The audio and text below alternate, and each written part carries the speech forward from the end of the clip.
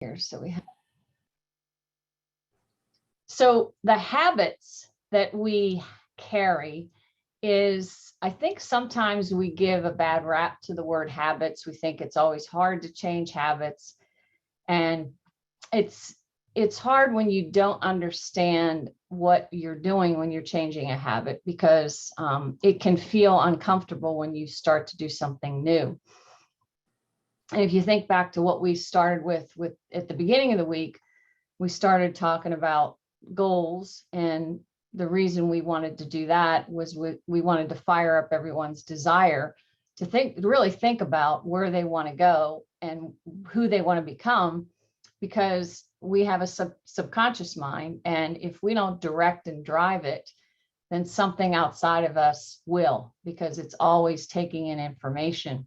And I like to kind of remind everybody that, one of the differences between the people that are the 1% and some of these habits that I'm going to talk about is that these people are very vigilant and very much aware that what's coming into their minds and is causing their life.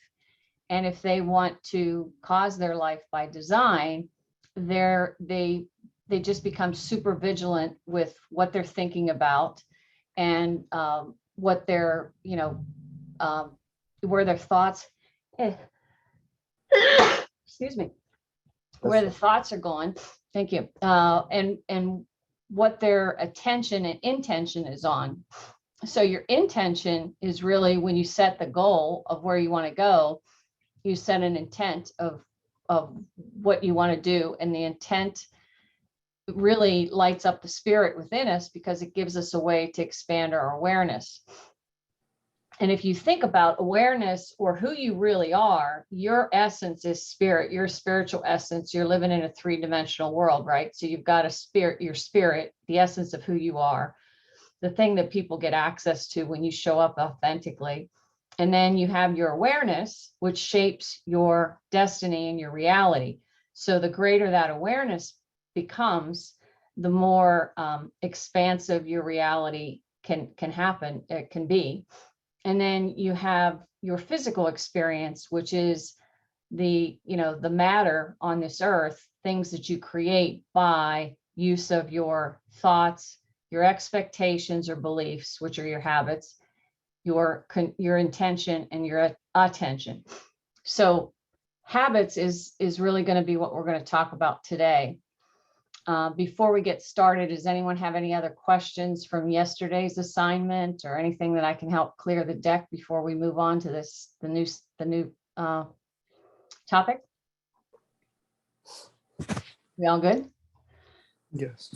Okay, good. All right. So the 1%. So you might want to take some notes here, because I'm going to give you 5 distinctions between the 1% that make and earn 6 and 7 figure incomes and the rest of the masses. And there's some biggies in here. So the first one is the 1% realizes that they don't know everything, that they don't even know they don't know. And they tend to do a lot of reading. Does anyone here do any reading? Anybody raise your hand? Okay, good. Occasionally.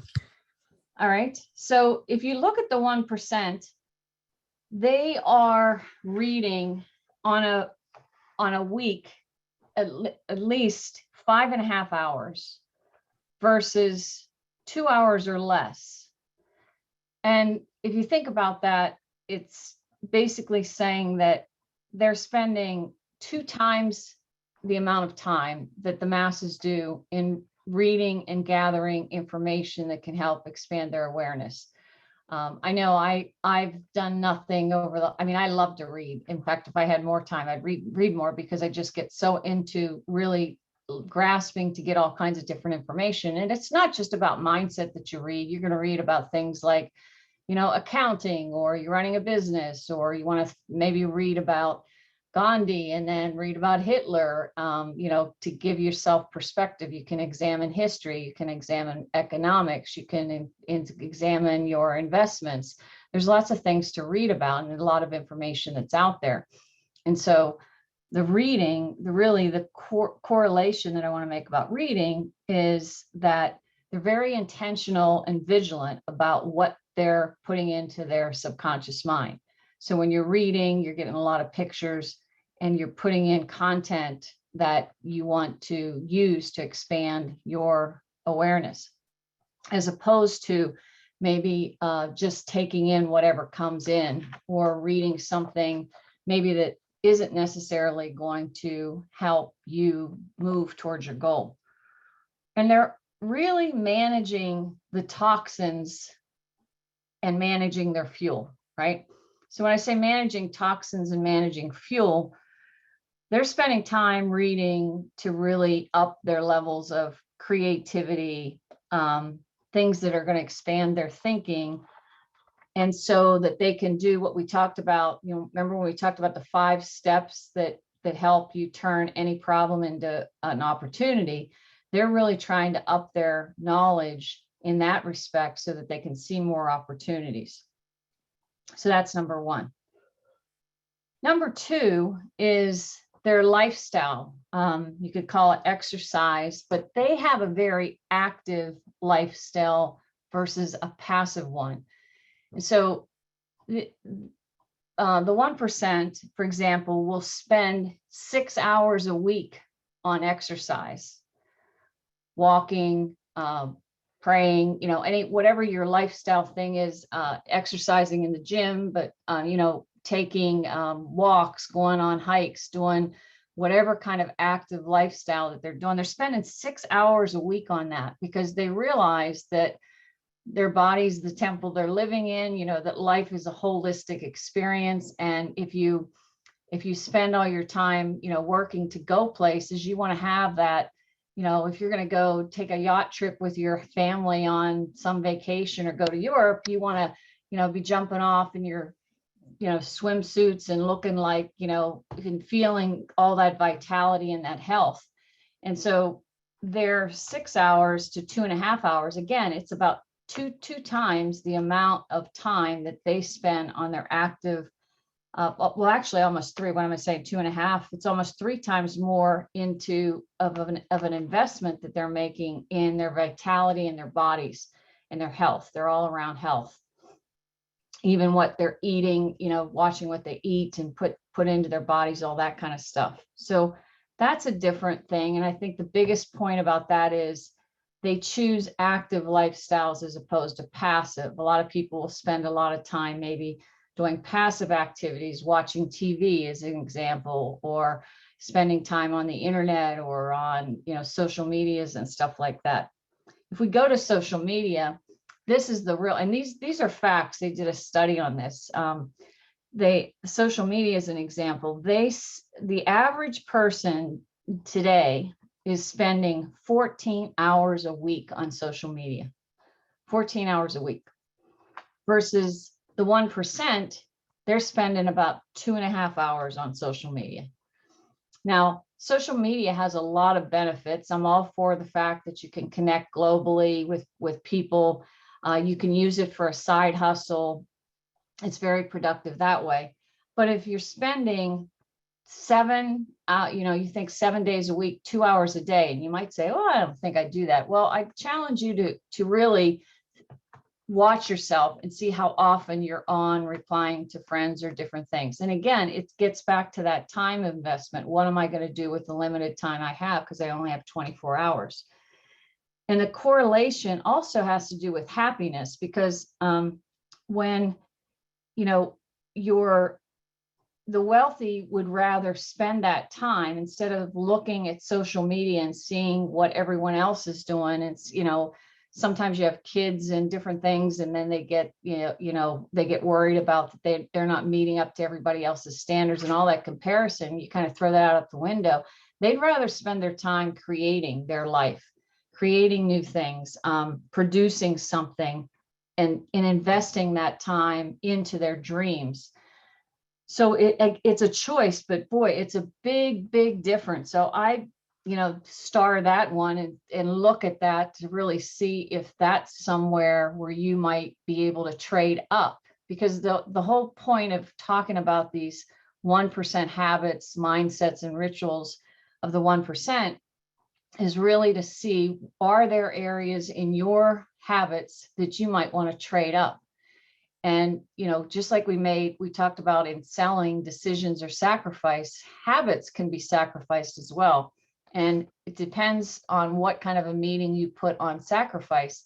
If you think about sacrifice as something like, having to kill some animal and put them up on the altar, that's what I used to think about it, like it was a bad thing.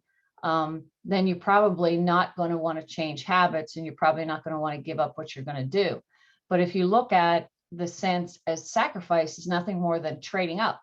And if you think about getting something more valuable than what you have and letting that less valuable thing go, then habits start to become more of something that you get excited about changing, because you know that if you can change some of those habits, you can make some big impacts on your life. So that's number 3, social media. And I think the other thing to think about as we move into this like new economy right now, at least in the United States, we're starting to see a lot of contraction. The monies are still there, but they're getting put in different areas. So money's kind of moving around. And if you're spending time and up-leveling some of your habits, you're going to see opportunities where others might think that they're at the effect of something and allow their life to be taken by the effect. But if you see, if you can, remember those 5 steps and really change the way you look at problem solving and see opportunities, you might want to trade up some of these habits because it's going to allow you to have more time to create and produce and see opportunities and then seize those opportunities. And really the distinction between leveraging it and integration into your life is key, because the 1% are constantly leveraging opportunities when other people don't see them.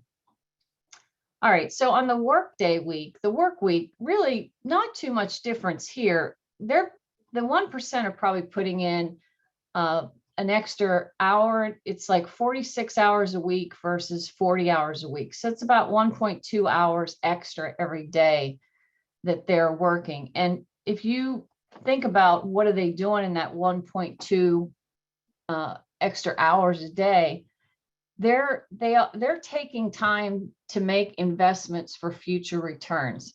And one of the things that they do is they take time, number 5 is daily, to build relationships with other people. So especially in our world in B2B, for those of you in B2B, we have things like LinkedIn. So they really take time to go out and network with a lot of different people. And they're doing the network to really put themselves out there, really keep up with people that can support and help them to build and connect their relationships. So if you think about it like from the wheel of life, they put time into these relationships with other people to help them to get to know what they're doing. And they do it up front as an investment, so that when those times when they hit, bottom, or they have a real compelling challenge, if they pick up the phone and call that person, they've already built up a bank account, if you will, of goodwill with the other person that they can access for when they really need it. And that's a different behavior. A lot of us, we can get in a rut with who we hang out with and who we talk to and what we do on a daily basis. And I know, I think through COVID or different people that had lost positions and what have you, I think they really got back into doing a lot of networking, during 2020 and starting to rekindle those and can see some value of that. But relationships are part of the holistic thing of life. You've got finances, you've got, relationships as far as your priorities are important. Even the relationships at home. I think a lot of people during the pandemic realized that they were able to really enhance and grow and build the relationships that they had in their family because they were actually around more. And so it's a good thing to really get your priorities straight on which relationships could I trade up and spend, enhance by spending more time.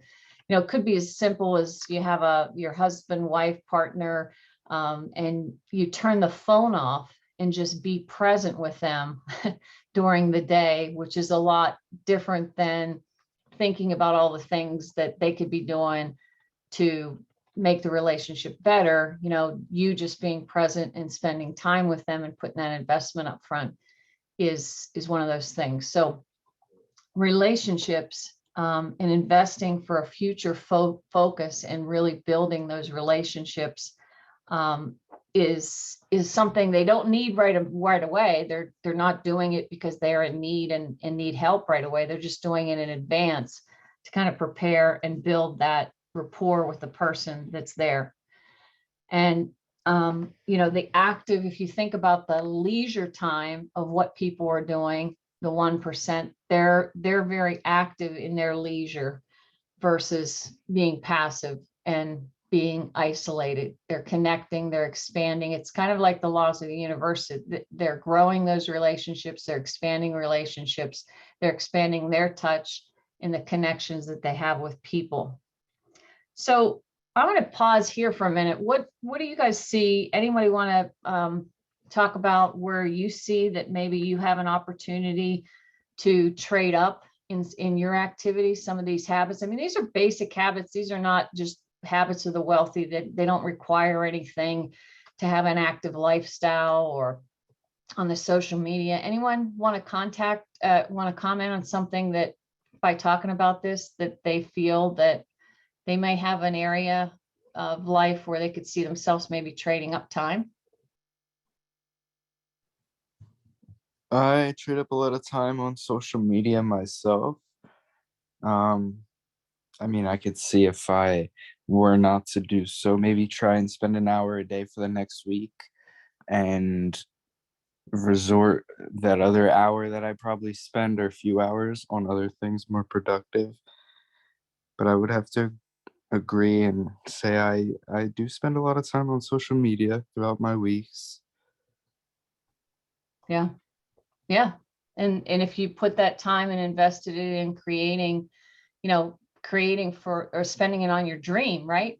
Yeah. That the 1%, they're consciously, vigilantly saying, I'm going to concentrate at least an hour today on my dream. I'm going to do something, take some action that's going to get me to that dream.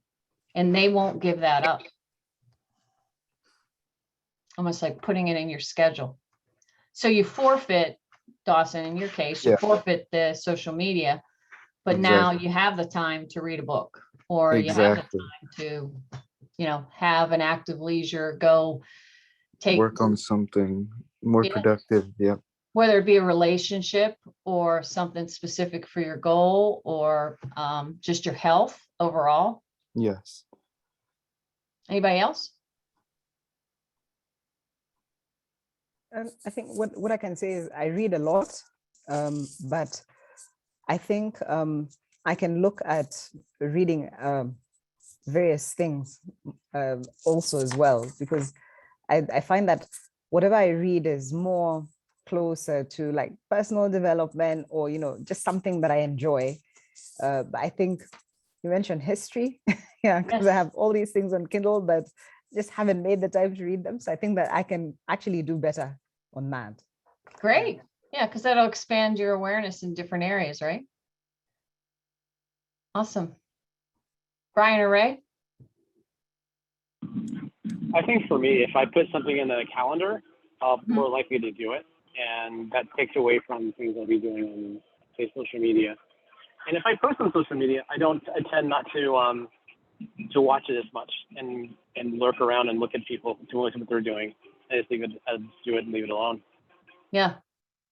Excellent. Yeah. Well, you bring up a good point, Ray, because when we put it in the calendar, then you can't have something else go on there. And what I always like to say is I like to take my 90-day calendar and put my stuff in first. So for me, it's like an hour. You're not taking away my hour in the morning from a meditation and exercise. It's just, you're not getting it.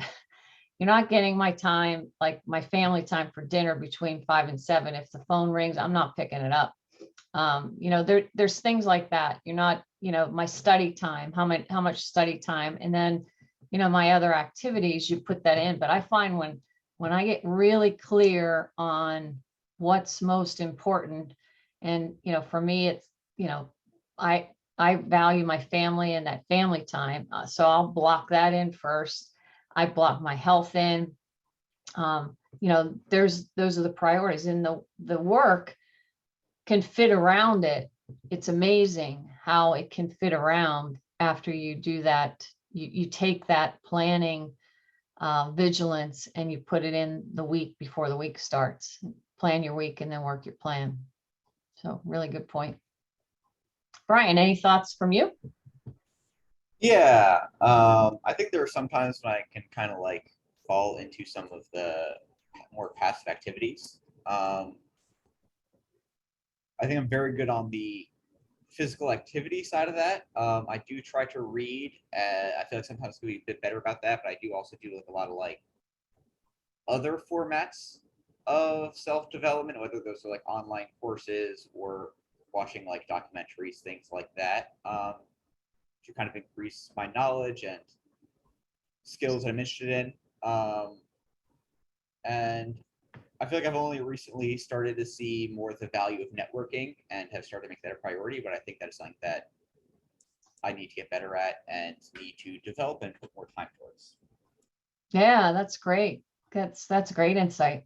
Yeah, because all of us, I mean, especially in sales, right? When we network, man, you know, we don't know somebody, but somebody who knows somebody can make an introduction for us. You know, you can come up with ways to collaborate with other people and get exposed to different things. And I think that's a really good insight. Great. Yeah. So, I mean, I think, you know, at the end of the day, your dream is a constant commitment and a constant decision that you want to go after. And, you know, I used to think, you know, habits, the reason why we're kind of summing up the week on this is habits are, I used to think that people didn't get anywhere because they didn't have a goal. And I would still agree that if you don't have a goal and don't have a direction, you're probably going to be like a ship hitting up against the rocks or going whichever way the wind blows. So goals are important, but I think the thing that makes those goals manifest really has to do with habits and our choices of habits. And if you listen to, I don't know if you guys, if you can have Spotify or any of that, but if you go onto Spotify, you can listen to Napoleon Hill. And if you haven't, I'm sure, does everybody here know, you've heard of the book Think and Grow Rich, everybody, right? Take that as a yes. Okay. But anyway, it's really cool because you can go on Spotify and you can hear Napoleon Hill in his voice, and he'll go through like the 13 principles of success. He talks about the starting point of everything being definiteness of purpose, which we touched on day one when we were talking about our goals and the things that, you know, doing what we love and having passion and remembering our Dharma from the law of Dharma. And I wrote a chapter about purpose in my book, but definiteness of purpose really helps you drive that desire that causes those manifestations to come. But it was interesting when he, at the end of his career, I think he was in his 80s, he did a talk on cosmic habit force. And he says in the talk, he said, it took me a long time to figure this thing out about, but he says, I truly believe there's cosmic habit force. And how he described it was, he said, there, you know, if you think about infinite intelligence, God, Buddha, whatever you want to call the energy, you know, our creator, he said, you know, I'm sure he's not every night worrying about hanging up the moon or making the sun rise in the morning. You know, the law of gravity works all the time. Everything's on automatic. And you know, if you think of the divinity within you is the subconscious mind, which hooks you into infinite intelligence. It's where you get your intuition and your ideas and all that stuff from. If you think about the fact that 96% of all of our behavior is automatic, he said, what I finally realized is that I could start, because there's so much energy around me on this automatic thing. And he said that I could start to really use this to my advantage. And he described it. He said, you know, if you think about the subconscious mind and our divinity, we're all kind of hooked up together. It's like there's a big rope, you know, picture one of those big ropes that you do tug of war with or whatever. And in those big ropes, there's lots of little strings, right? So we're all like centers of divine operation. We're all kind of in there. And we have this ability, once we develop habits that are going to be productive and empower us, to kind of become part of the rope. And the thing about, once you develop a habit and a new habit, right, that's going to be more productive for the new you and empower you, after 30 or 60 days, you do that habit, you're not even thinking about it anymore. So it's kind of a beautiful thing if you think about cosmic habit force, that, you know, if we get in harmony with the laws of the universe and we pick and choose with our power of choice, which is what we're gifted, we're the only creature on the planet. That's why in the Bible it says, you know, you will have dominion over the earth, because we're the only ones that can choose who we want to become and what we're going to, you know, make the decisions with our power of choice. But if we consciously choose to have these good habits, these productive habits that are going to empower us, and we're disciplined enough and vigilant, like these 1%, with what are we doing to invest our time? Are we trading up our time? Are we trading up our money, making sure we're making investments for future return, not doing one-time quick, get easy, rich things, and let that go? We can have anything we want. And so, you know, I think the hardest part about habits for most people, and that keeps them stuck, is, you know, if you really, really want something and you try to do it alone, it's a hard road to go. When you get some mentorship or somebody to help you with accountability, it gets a lot easier. Why? Sometimes we've got blind spots.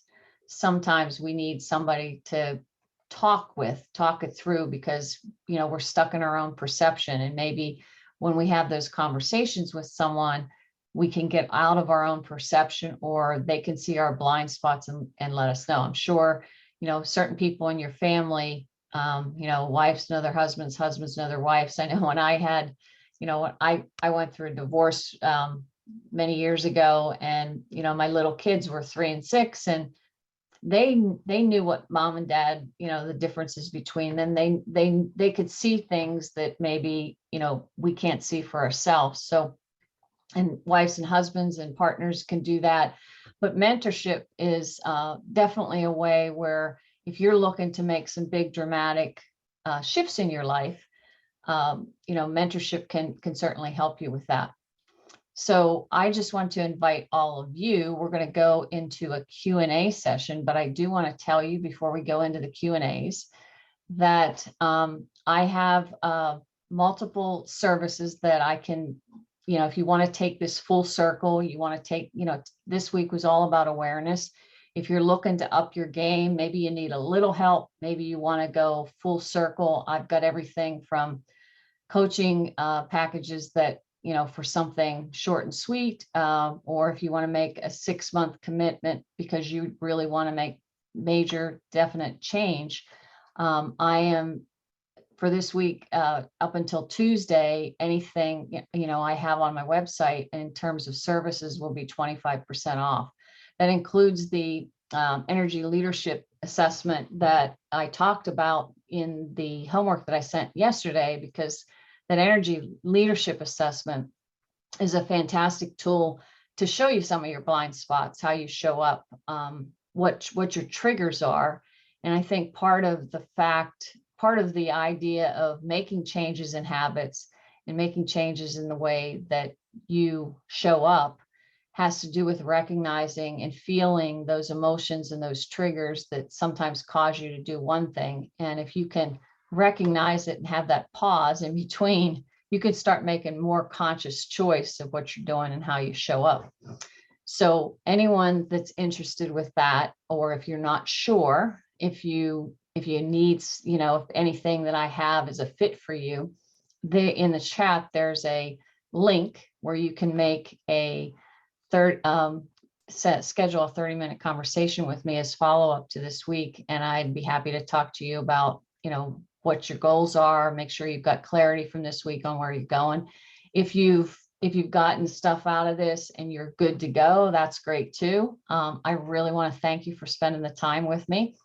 And with that, I'm going to jump into our Q&As from the week. So Dawson, can you start giving me the Q&As that we gathered from the different people? So one question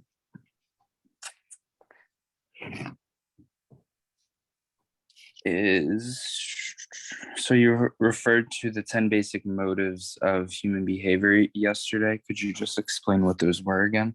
Sure. So these were in Napoleon Hill and W. Clement Stone, who was the richest insurance agent back in the 60s, wrote a book called Success with a Positive Mental Attitude. And if you haven't read it, I highly recommend it. In my book, The Spirit of Selling, I have these listed out as well.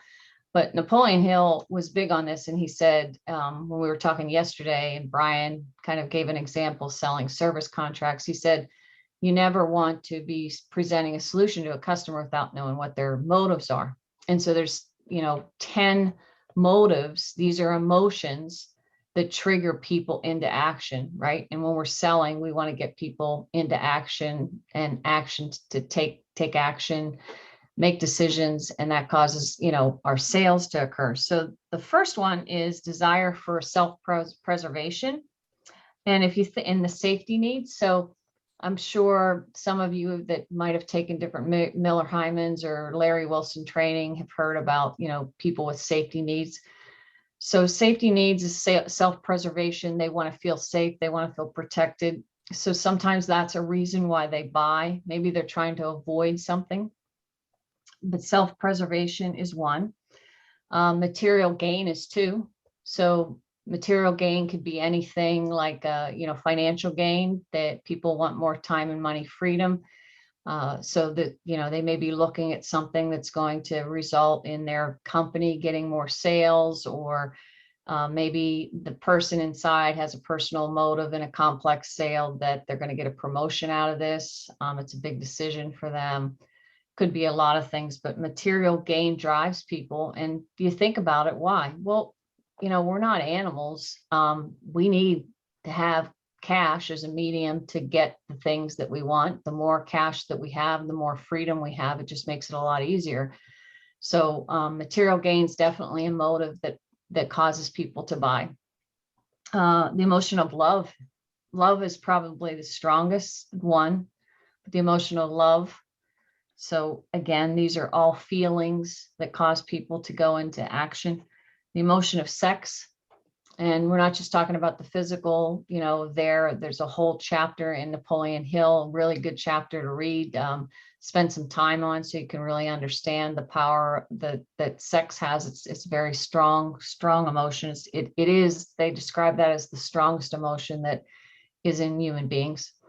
The desire for freedom of body and mind. So, you'll see a lot of people do yoga and they'll do meditations. And I highly recommend meditation for all of us, because it really helps you get centered. But the reason for that is, today you see a lot of people really caught up in stress, and that mechanism that we have in the autonomic nervous system that really either releases cortisol, right, which is danger, Will Robinson, we're under attack.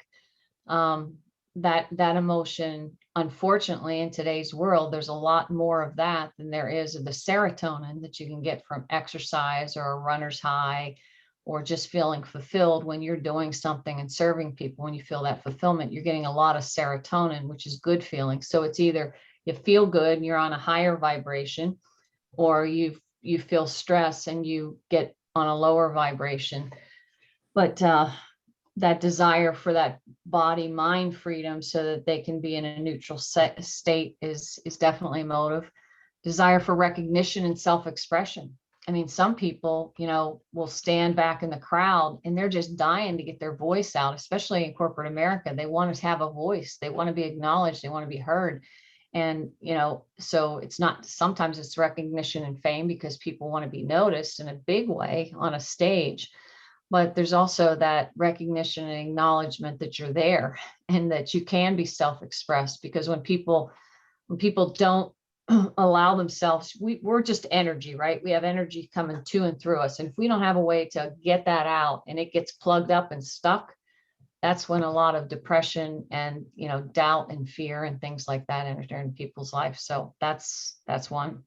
And then you've got the desire for life after death or self-actualization. Really getting that oneness with your creator is an emotion that drives a lot of people for personal development.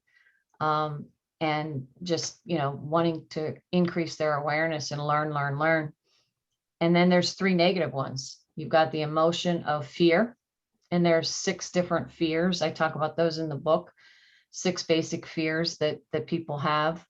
There's the emotion of anger, and anger typically comes from one or 2 things. You've got people that have expectations. Remember, we talked about expectations dressed up in a different disguise earlier this week. So expectation is something that typically causes anger. So that's why we were talking about trade your expectation for appreciation. And then the other thing that can cause anger is when people get their feelings hurt or take things personally. So, I think in sales, we all learn over the years, I'm sure, Ray, you can agree with me, or Maureen, if you've been in it for a while, you get a little bit of an alligator skin and you realize you just don't take things personally and you just keep on going, because it's not about you, right? But for some reason it wasn't a fit for them, or, whatever the reason was, but you can't take those things personally. And then there's the one, hate and revenge, that could cause people to kill each other. But those are the emotions. The motives, the basic motives of human behavior. All right. So what book is it from Napoleon Hill you're talking about? Yeah. It was in the book. No, which Go ahead, Ray. no, I couldn't hear, sorry. Okay. It was, that book was called the Success Through a Positive Mental Attitude by William Clement Stone and Napoleon Hill. And when he said, for selling, identify the person's motive before you sell. And it makes sense, right? Because if you understand what's going to what's motivating them, then you can get in their imagination and help them see that, their promised land, their dream fulfilled, and understand what they really want. And you'd be using that as part of, so you're selling the personal need, not just the business need. Okay, Dawson, what's the next one? You had mentioned that some people suffer from approval addiction. So how exactly would someone cure themselves from that?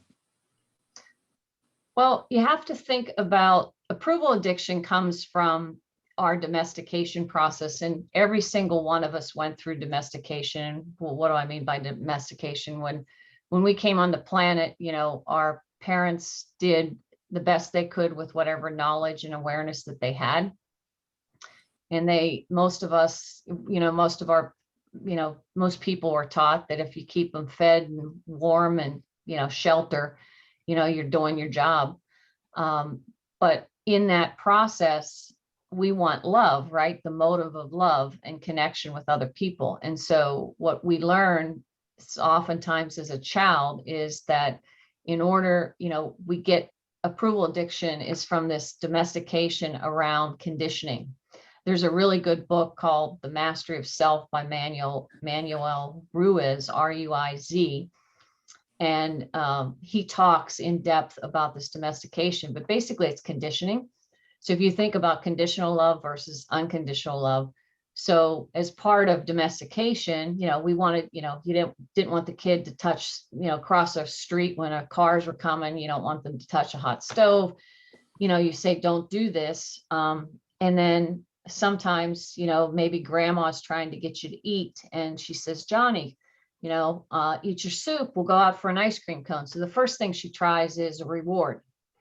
And then Johnny's probably about 6 right there. He's getting his reasoning, ability, which should be celebrated at that time, right around 6. And Johnny says, no, I don't want any soup. And he spits out the soup, or I'm not going to eat. And then grandma says, well, Johnny, if you don't eat the soup, then we're not taking you to the park or whatever. So it's a condition, right? So you learn as a child that if you do something that somebody asks you, then you're going to get their love. So you're not being told, hey, I love you no matter what, this behavior, somewhere in that conditioning, you got this idea that I've got to do things for other people so that they're going to like me.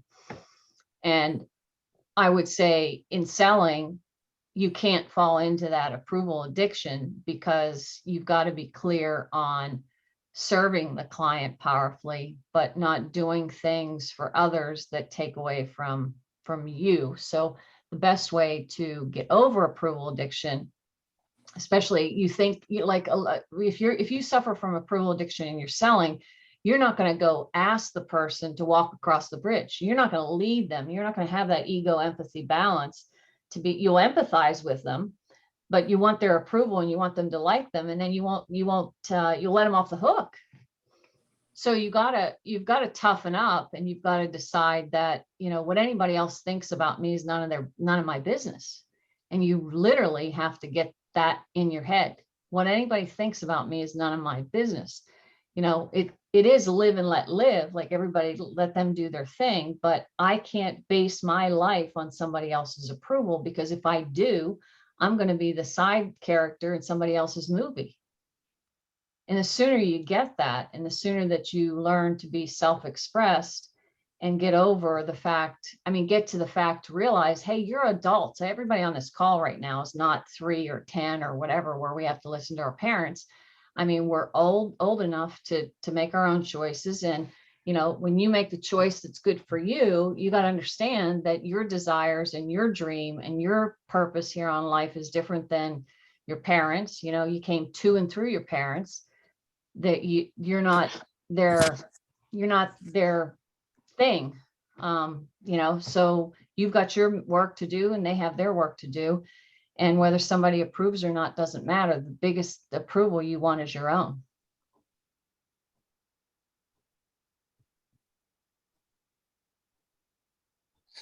Next question. So what exactly do you mean when you say a sales pro must have ego/empathy balance? So a lot of people think that ego is a bad thing overall, and ego is part of the mind makeup. It's when the ego is out of balance that it's a problem. So here's what I mean by ego empathy balance.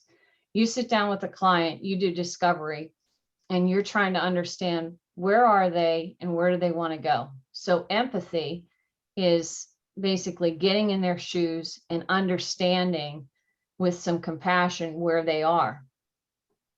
The ego, when you sit down on the couch with them and you say, yeah, I get what you mean, or whatever. Now, you've got to realize that their paradigm, their belief systems are holding them, keeping them stuck where they are. But they've really got this big desire to go across the bridge to their promised land, whatever they're trying to get. So your responsibility as a sales pro is you have to lead them there. So that's where your ego comes in. Ego comes in when you're in that sales position and you know what you have is going to help them get where they're going to go. You need to lead them, and sometimes you're going to say, I'm going to have to tell you, this may make you uncomfortable, but what's going to change if you don't change? You need to do this.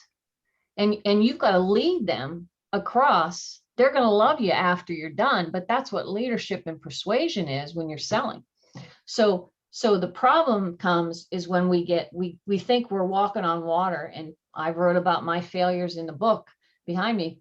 You think you're walking on water, and then all of a sudden your ego takes off and you think you're you're it. And you don't realize it's been the power coming through to and through you that's it. And so if your ego gets too big, then you don't have the balance with the empathy and you think you're above other people, you'll get knocked down. That's just part of the laws of the universe. But if you keep the balance as a pro, you're going to have the empathy so that you can make an emotional composite with that person that we talked about yesterday. But then you're going to have the ego and the leadership enough to give a directive when a directive needs to be made and get people to follow you. Hopefully that helps. So in yesterday's homework, the 4-point decision process, what does it mean to be in harmony with universal law?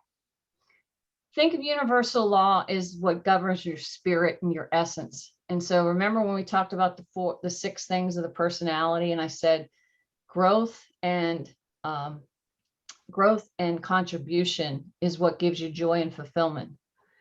So when you ask, is it in harmony with universal law? Are you, an answer of no would be if you're trying to force something instead of allowing something, for an example. But an example of where it would be in harmony is your spiritual essence going to be able to grow and expand? And are you going to be able to give more to people by making this decision than if you stay where you are? What do you mean when you ask, do you make decisions based on what you want or love or what you have? Well, a lot of us, if you think about what is reality, a lot of us make decisions based upon, we're in a 3D world, and we make decisions based upon what we have because it's kind of the way we've been brought up, or the masses are brought up. You look in the bank account, you say, well, I don't have the money, so I can't do that.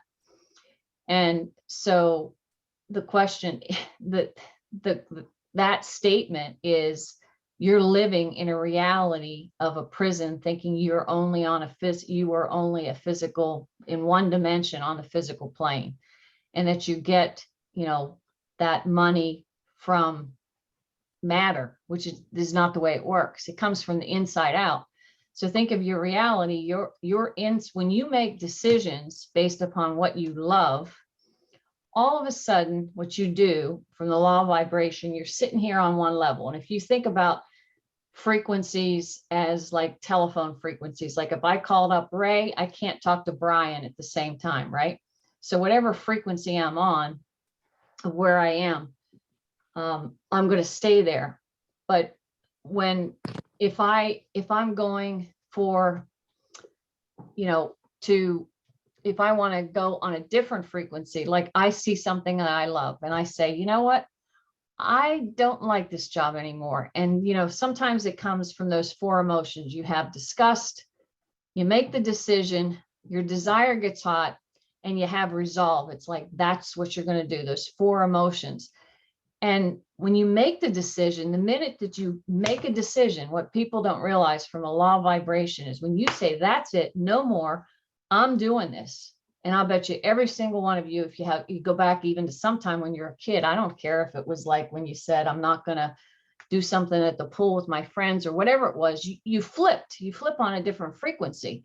And as soon as you flip on that different frequency, the law of attraction, everything you need to do that, it's going to start showing up. I'll give you an example. I have had a coaching client. The first thing he came in, he's been working with me now for 6 weeks. He started his new job, but one of the first questions I asked him, I said, Josh, do you like what you're doing? And he said, no. And I said, well, then why are you staying there? And all of a sudden, he had his goal and he had figured it out, and he made a decision. And he said, after the next couple of weeks, he says, I can't believe this. He says, I'm getting calls from all over the place with all these job opportunities. Why? Because he flipped his decision. So when you make a decision, if you constantly look at the physical existence from where you're making a decision and you say, I can't do that because fill in the blank, you haven't made a decision to go after what you want. And when you make the decision to go after what you want, everything that you need will come to you via law of attraction. But it starts with a decision, and a decision flips you onto that new frequency. And so when we talked yesterday about decisions and the importance of making decision, and the homework was, what decision have you been putting off to do, and make that decision, use a decision tree The reason I was telling you that is because the minute you say, that's it, no more, this is what I'm going to do, and you have that resolve and that hot desire, you will attract everything to you. You don't need to know how.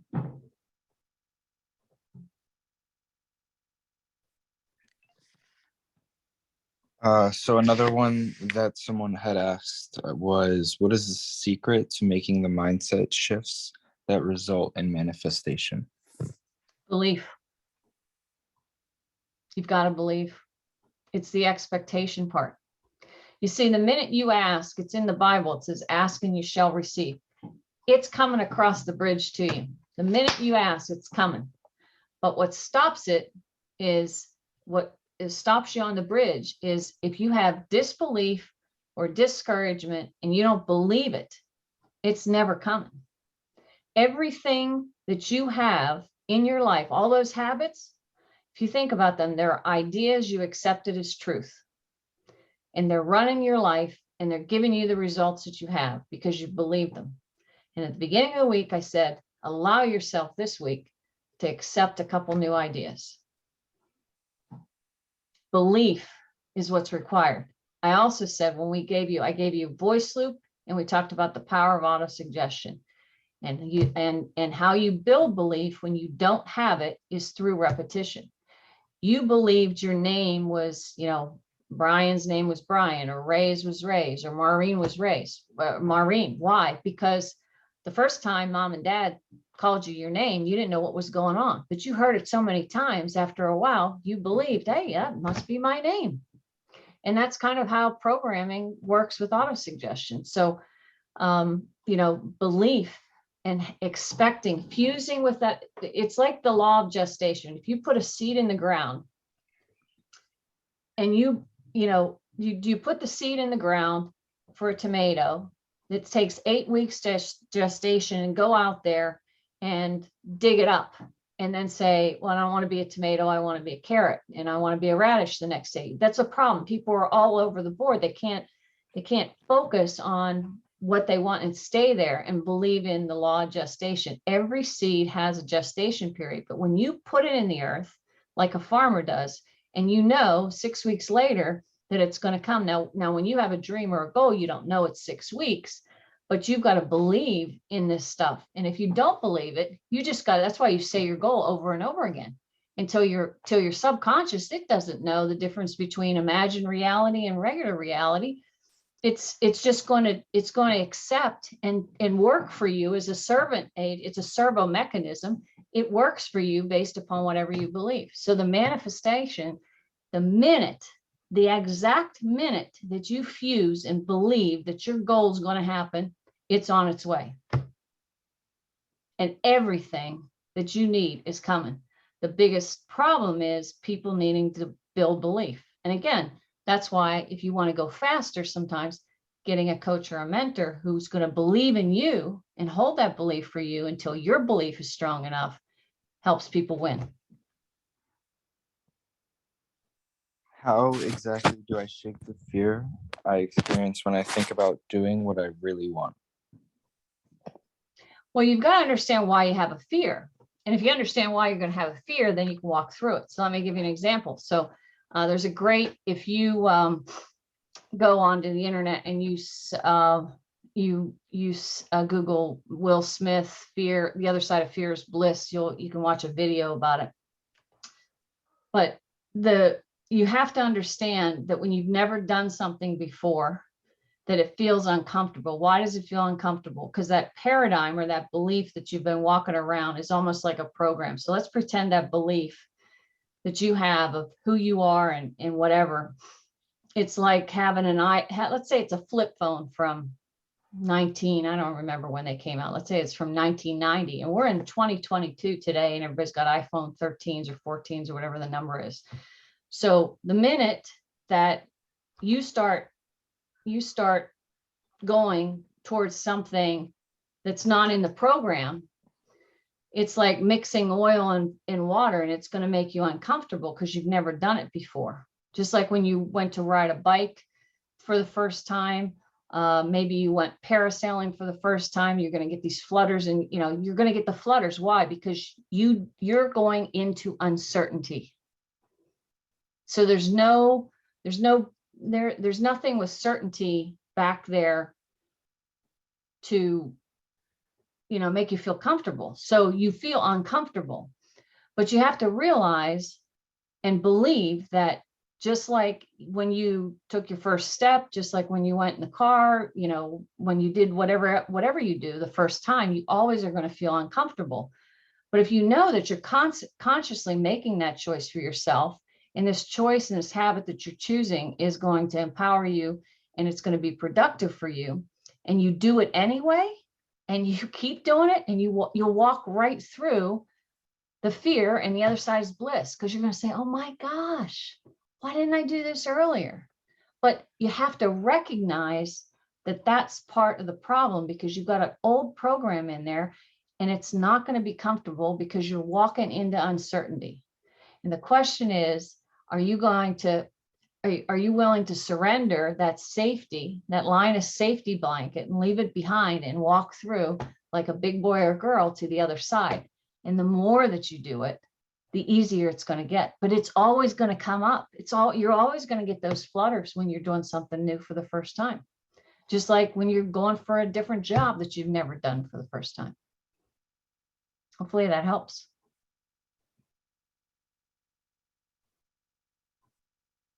Any more questions, Dawson? Yes, when you say you become emotionally involved with the idea of your goal, what does that mean exactly? You think from it as opposed to of it. So it's that just kind of what we were just talking about, that uncertainty. You have to step into that man or woman, and it takes courage and bravery, right? Because you're walking in uncertainty. But when you emotionalize a goal, you think about how it feels now that it's done.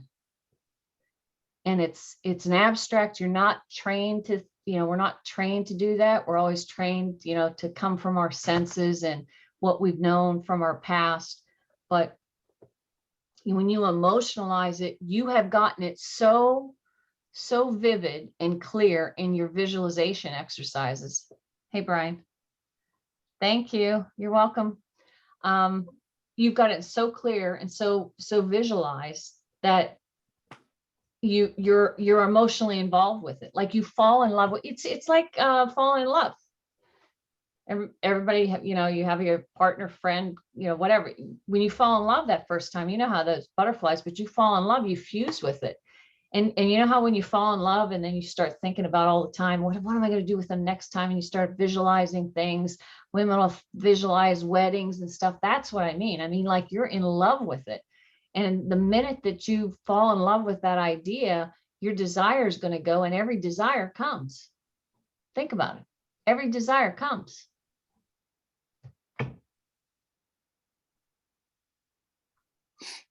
Any more as we All wrap right. up? I went through your 4-point decision tree, but I am still hesitant to make decisions. So how exactly, or not, why exactly would someone still be hesitant to make decisions? I think when we're always getting something from where we are, right? So I would say if you go through the 4 points and you're still waffling, you got to ask yourself the toughest question, which is, what am I getting from where I'm staying? And write it out, like setting it, be honest. Like, I was in, my first relationship before a divorce. And what was I getting out of it? Hey, I was superwoman. Everybody, oh, wow, Rhonda, look, and you just do this. I got all kinds of attention. But what was it costing me was the second question I had to ask. And my self-express, like I was dying inside. And then I had to say, well, I don't really care I'd rather live than be, told that I was superwoman and stuff. And I had to make that decision. But what really did it for me was getting present to what am I getting out of where I am now? Because you're getting something out of where you are now. And then the second question is, what is that costing me? And then compare that to, if I make this decision, what am I going to get? And what am I going to have to let go? And when you see it and you write those 4 things out, I think you'll be able to make the decision. And if you need help, call me. Is there any meditation you recommend that salesperson should use? My Spirit of Selling meditation will be up on my website, The Spirit of Selling, next week. And so I hope that'll help. But in the interim, I like Abraham Hicks has Morning Rampage. It's fabulous. All the things that we were talking about today and all the things about your emotional guidance system comes in, and she starts it off. It's real upbeat. And that's something that I like in the morning. Also, Insight Timer is an app on that you can download off the Apple Store. And you can go in and kind of choose the category of your meditation. And it's an excellent source. Especially if you're just starting. A lot of, when you get more advanced, you might want to go to something like Joe Dispenza's meditations. He has all kinds of different ones. And, there's a lot out there. And just find something that you like. Some people like it to be quiet. Other people like it to be guided. I found myself, because I had never done it. But when I started with guided meditations, and you can do it for as small as 5 minutes. I mean, my God, and really you want to meditate, because if you can't tell your mind to settle down for 5 minutes, and you're going to hear your paradigm coming in there. Oh, we got too many things to do. We're not going to have time to do this meditation. Tell it to shut up, sit down like a dog, and train it so that you're in control and you're in charge, and give yourself that 5 or 10 minutes a day at the morning to start your day. Right. And from your experience, what activities would you advise that a salesperson should do on a daily basis to get into the right attitude, besides keeping gratitude? Thanks, Ray. See ya. I'm sorry. Can you say that one more time, Dawson? So from your experience, what activities would you advise that a salesperson should do on a daily basis to get into the right attitude, besides keeping gratitude and book and writing and affirmations? I would say, for your attitude in the morning, I think you want to read your goal. You want to be listening to your affirmations as you start your day. I find that if at night I set out and plan, the 6 most important things to do the next day, and put them in categories like, this is the biggest lever. This is my A thing. And I eat that big frog first thing in the morning, man, I go on fire, because you get that out of the way, and you get something that you can really leverage, that's going to move the needle on your sales right away. And the first thing, it's going to create some momentum. But I think the daily routine really is, I get up early, I'd have some time for you, and then be ready to, be in front of somebody at 9 o'clock in the morning, and go to town, do your thing.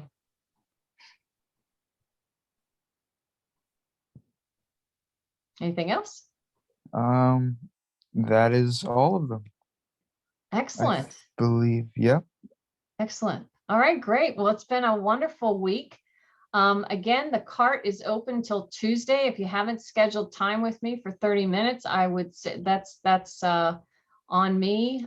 So take the 30 minutes to make sure that you get everything that you came here for this week, and schedule it. It's in the chat, and we'll have this put up. Dawson, we can put the Yep. 30-minute thing up in the